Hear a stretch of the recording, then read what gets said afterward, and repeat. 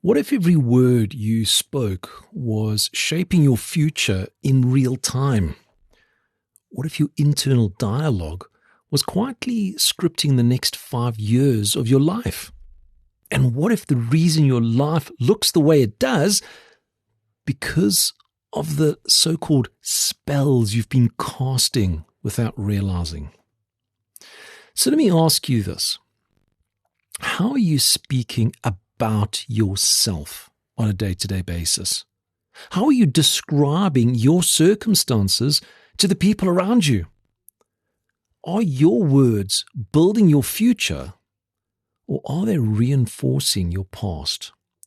Because whether you realize it or not, you're actually creating this life that lies ahead of you. Now, most people don't think they're powerful. They just think that life, well, it just happens to them. Things just happen. They say things like this, and really, I hear this on a day-to-day basis. That's just how I am. Or, I've always been this way. I'm just anxious. I'm broke. Nothing ever works out for me. The one that really frustrates me. Nothing ever works out for me. And they say it in such a casual manner that it's almost like they're joking about it. But here's a truth, and I really want you to internalize this. You're literally a magician. You see something, you speak, and you create. And I remember when I first heard this particular word, and it's an ancient word.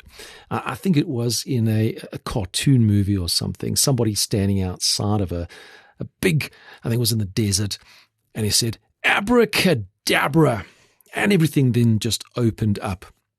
And they could get inside of this particular place. And I'm pretty sure that you're going, Stuart, yes, I know exactly who you're talking about. He was on a carpet and he could float through the air. Absolutely. So abracadabra. Now, I looked at this word and I thought, well, what is the meaning behind this word? And actually, it's a Hebrew meaning. And it says, as I speak, I create. Abracadabra. As I speak, I create. And here's the deeper layer. If speaking creates, then thinking creates too. Because if you think about it, where does the actual speaking come from? Well, it actually comes from the thought process in our mind. So the big question actually becomes, what are you creating? What are you truly creating for your future? You see, I then went and I took this idea that I had, and I thought, okay, we all have thoughts. And these thoughts, what they actually do when they're in our brains, they actually shape the words. They shape the words when we have conversation with people. Then we have a look at those words. Well, the words that you actually say on a day-to-day basis can actually influence your actions, the things that you're actually going to do. Then if you look at those actions that you're actually doing on a day-to-day basis, it starts to form your identity. And if you actually look at that, your identity actually determines your future. So when we actually look at this transition from thoughts to words to actions to identity to your future, you're not only predicting your future, you're actually programming it. And too many people take this old version of themselves and they project it forward. They keep on saying those words, those little phrases, that's just how I am. Nothing ever works for me. I'm just anxious. They confuse memory with destiny. So I want to share with you ways that you can literally reset that little destiny that's in front of you. These are 5 actionable steps that you can actually take to help yourself in moving forward. So the very first one, stop identifying with temporary states. There's a massive difference between I am anxious versus I've experienced anxiety. You see, one is an identity and the other is a temporary condition. Identity solidifies behavior. So if you label yourself something long enough, your brain will actually defend it. So how do we actually replace it? How do you replace that identity statement so that you can actually start moving forward? Well, instead of saying, I'm bad with money, Say, I'm learning how to manage money well. You see, it's the language that starts to shape our identity. And it all starts with what you say it, how you actually say it. So just start to rephrase it.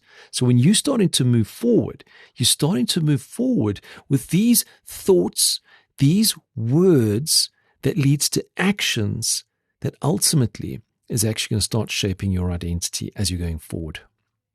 Now, the second is, and we say audit your jokes, because I said earlier, a lot of times when we say things, we say it in such a joking manner. I'm broke. And we kind of laugh about it. But internally, we're actually stressed about it. And what we need to do is we need to rephrase it. We need to pay attention to the patterns that you repeat on a daily basis. Now, I've been guilty of this. I got to a point where sarcasm became part of this character, me, my identity. And what did it do? It started shutting down opportunities. It started to pull me in directions that I didn't really like. So re-look at the way you're actually saying things, these jokes, inverted commas, and especially those funny ones where, yeah, I'm broke, but you actually go out and you say it at a braai or you say it in a barbecue, hey, I'm always broke. And you kind of make it into like a joke where people kind of laugh at you. You're going to start believing that, I'm just the unlucky one in love. Those are for those people that are single and they just, I never find love. But they make it into such a joke that everybody starts to laugh and support you. And the one is, nothing ever works out for me.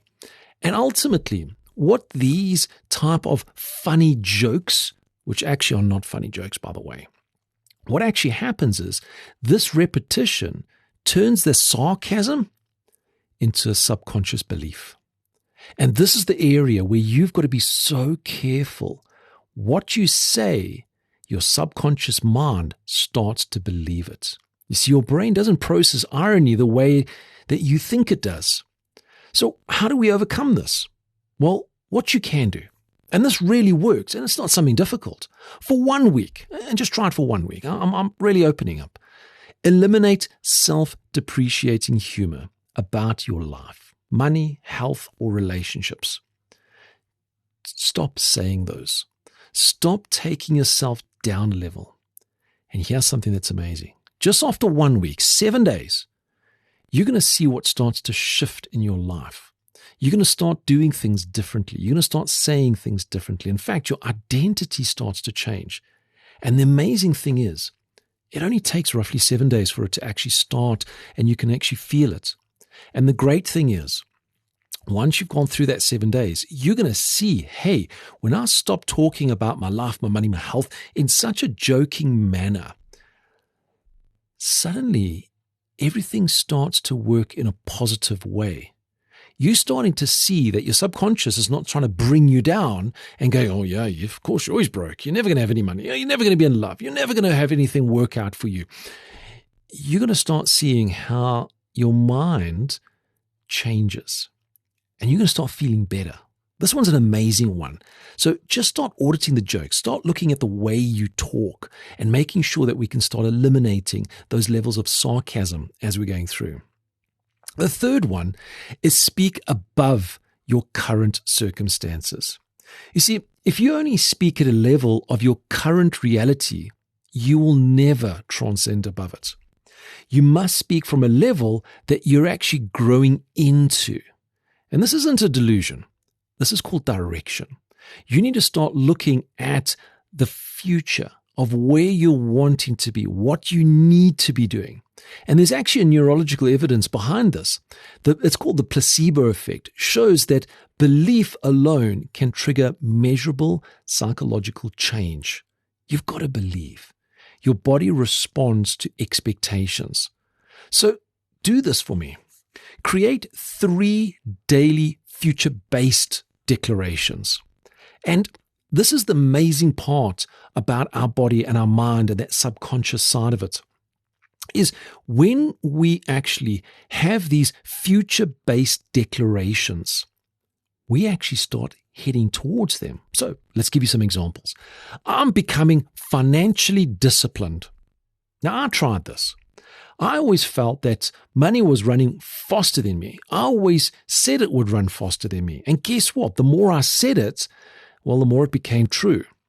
When I actually started to use this, I'm becoming financially disciplined. Suddenly, my bank account changed. Suddenly, I was able to do things with my wife and my family that I could never do because I always said money ran faster than me. It was almost a joke that I had. And I used to share it with people and say, don't chase money, it's going to run faster than you. But as soon as I changed that and I became financially disciplined, it actually led to the actions where I got to realize the reason why the money was running faster than me was because I was spending it at a pace that I actually didn't even know. It was almost like a subconscious payment. And then when you look at your bank account, you think, well, where did that money go? I can't remember it. But when I became financially disciplined, suddenly I was more conscious. Hey, wait a minute. I shouldn't just be dropping X amount of money to go and do X, Y, or Z. Another one that you can actually do is my body grows stronger every week. Instead of waking up in the morning saying, hey, I'm tired. You know what? Going to gym, it's actually hurting. I don't think I can do this today. My body grows stronger every week. Yes, these become very strong internal affirmations. But really what you're doing is you're actually getting your body to say, hey, I am becoming stronger every single week. And this particular one, it actually grows and grows and grows on you. The third one I want to share is I communicate calmly and confidently. And this is to the people, really, I started to do a little bit of research. People that are suffering from what they refer to as anxiety. And yes, I know it sounds horrible, referring to themselves as having anxiety.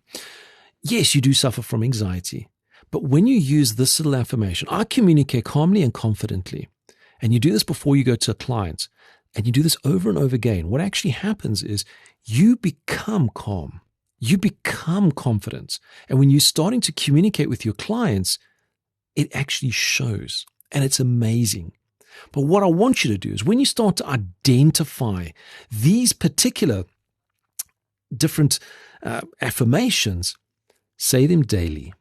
And especially when it feels untrue. Especially if you're going to say, hey, I communicate calmly and confidently with every client. Before you meet with the client, just say, I communicate calmly and confidently. And what's going to happen is that tension that you originally had is actually going to start to almost release. And you're going to start seeing how you're going to start growing into the future, into that person that actually sees the opportunities, that actually becomes financially disciplined, and your body starts to become stronger every single week. Your body loves it. So the fourth one that I want to share with you, and God, and when I say God, is like have a security guard that enters your mind. Have somebody that's standing there and it protects you about what's coming into your mind. You see, if you think about this, if you go into a restaurant and all the food on the platter, everything is poison, I can tell you now, you're not going to eat it. All right, you're definitely not going to eat it. You're going to be extremely careful about what you eat. If you're allergic to prawns, you're not going to eat prawns. If you're allergic to peanuts, you're not going to eat peanuts. You're very careful. However, we're actually not careful about what we consume mentally. You see, we allow things like what happens on the news to overwhelm us, what happens on social media to overwhelm us, the negative conversations, we get involved with it and it actually starts to build. And when we start watching like reality TV, we start getting so involved into it, it starts to consume us mentally. And the problem is our subconscious mind doesn't filter it out. It absorbs it as truth. And there's a book, in As a Man Thinketh, the mind is described as a garden. Every thought is a seed. And you cannot go and plant weeds and expect strawberries. So you need to make sure that you become extremely aware of what enters your mind. That's why you need that security guard, that big buff dude that basically says, sorry, this is not going into my mind today. I don't want my subconscious to basically absorb it and start growing weeds. I want it to grow these strawberries. I want it to be more positive. So ultimately, become the bounce at the door of your mind. All right? Ask, does this input align with the future that I'm building? And if it's not, limit it. If you find that the news articles are really starting to push you in a wrong direction, stop listening to the news. If you're reading social media and you find that there's too much negativity, stop the social media. In fact, I've removed all social media apps from my phone because it was starting to influence my mind. And I almost felt exhausted just going through it. So I removed them from my phone. And the amazing thing is, you can actually start to notice the people around you when they're on social media. They will actually almost have this level of stress and anxiety, and they become tense. And you don't want that. You want to become relaxed as you're going through it. So this is the last one, number 5. Replace the second thought. You see, you cannot always control that first thought, but you can control the second. So the first thought is, I'm going to fail. The second thought, that fear's talking, I'm prepared. That interruption rewires pattern over time. You see, that first thought that comes into your mind, it almost hits you without you knowing. But the second thought is the one that you're in control of. You can actually say, oh my gosh, I'm going to fail. The second thought is, that's just fear talking. I'm prepared. I can do this. It's something where you're more consciously taking control of those automated types of thoughts that come into your brain. And when you can start to get to this point, you're actually going to start to rewire your brain. It replaces that current phrase for your most common negative thought. So you actually are going to start to replace all this negativity with positivity. And when you feel it, when you suddenly go, oh my gosh, I don't know if I can actually do this, you need to stop, take a deep breath, and say, of course I can do this. I've actually been preparing for 2 weeks, 3 weeks, 4 weeks. I've been doing this for a long time. When you can actually replace that original thought that creates any kind of stress, anxiety in you with a second thought that actually then overpowers it, you're going to actually find that you're going to actually pre-decide your response. And that's what we call a mental discipline. And it's this mental discipline that's really going to start to help you as you're going forward. You see, you're always, and as I said in the beginning, you're kind of casting spells in your mind. Every time you speak, you're actually creating one of these spells. And it could be a positive one or a negative one. And I don't want you to take spells in any form of negative light. It's just something that's created from nowhere. So every time you think, you're actually planting something in your mind. We want to make sure that we're planting the good stuff, not the weeds. You can build, or you can actually destroy yourself. You can reinforce the past, or you can architect the future. And I want you to be the architecture of your future. You are far more powerful than you've ever led to believe. So here's what I want to leave you with.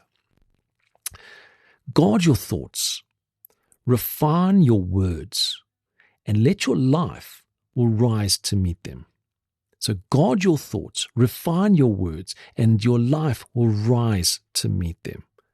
Just going back to that little phrase, abracadabra. And I want you to just remember that. When someone says something to you, abracadabra. As you speak, you create. Now go and create carefully. You've been listening to The One Thing Guy. Remember, when you focus on what matters most, everything changes. See you next time.